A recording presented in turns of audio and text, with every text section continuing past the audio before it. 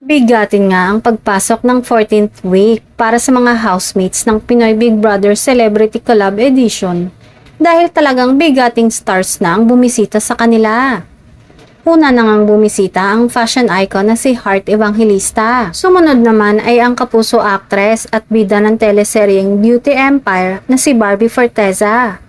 Ikatlo namang house guest ay ang kapamilya aktor at bida ng teleseryeng Sins of the Father na si Gerald Anderson. Nostalgic naman para kay Gerald ang kanyang pagbabalik sa bahay ni Kuya at naaalala niya ang pagtira niya dito ng 15 years ago. Palaban nga ang aktor sa muli niyang pagpasok sa Pinoy Big Brother House. Matatanda ang isa ang aktor sa unang batch ng teen housemates at tinanghal na third big placer ng Pinoy Big Brother Teen Edition noong 2006. May isa pang bigating star ang nakatakdang pumasok sa bahay ni Kuya.